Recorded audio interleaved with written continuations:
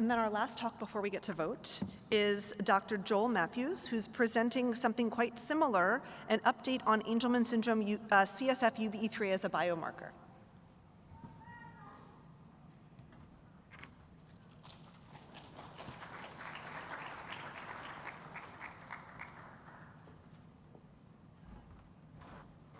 So I'm the last one to keep you away from poster session and cocktails and all those sorts of things, so I'll try to go fast. So as Allison said, yes, I'll be speaking very similar. So we, with Biogen, had developed a different assay that also measured UBE3A within CSF. I should say I'm an employee of Ionis. But before I jump into that, I want to just really, today we've been talking a lot about biomarkers. There's been in several different talks, people have mentioned them, but why as drug developers and people do we care about biomarkers? What do they do? What do they provide?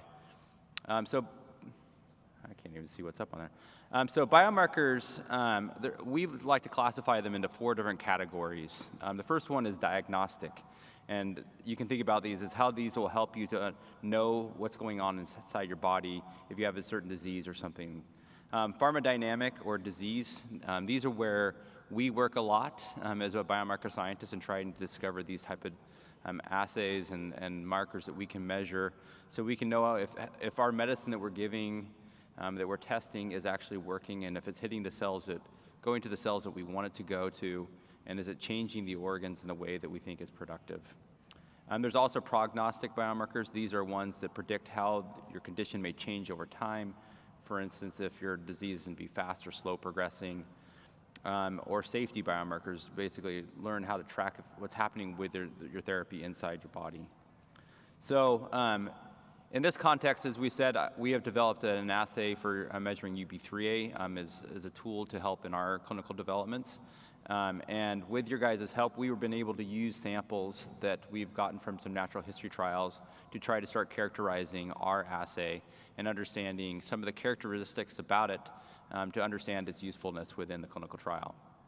And so the first one we have here on the my left, your guys' left too, is where we took samples and we ran them in the assay multiple times to see what the variability is within that assay.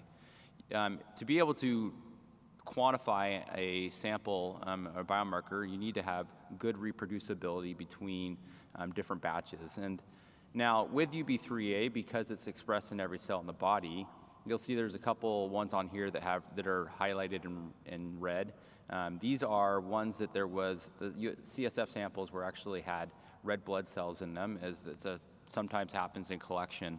But because red blood cells and other cells types that come from blood contain UBE3A within them, these ones had higher levels, and so they weren't used for calculating reproducibility. The other thing we did here on the right is you can see where we also, as part of one of our natural history trials we were able to get CSF samples from 2 time points where, and then we could compare how UBE3A is varying over time within an individual. And you can look at the bottom to see the statistics for that. The other thing we've done is we've also tried to understand what is the source of that CSF UBE3A. As was talked about before, UBE3A is expressed in every cell type in the body, and so can we understand where this is actually coming from? And so we did an experiment in rats where we decreased the levels of UBE3A using a different ASO than is being used in the clinic. And we were able to see changes within the tissue, in the brain tissue, but that wasn't reflected in the CSF. And so we're continuing to follow up on this, as well as trying to look at other biomarkers with these samples that we have access to try to understand and find biomarkers that can be useful in understanding how our therapy is working and how patients are progressing. And so with this, I'd like to thank everyone who was involved in getting us these CSF samples to be able to do this work, as well as FAST and also all of our academic collaborators. Thank you.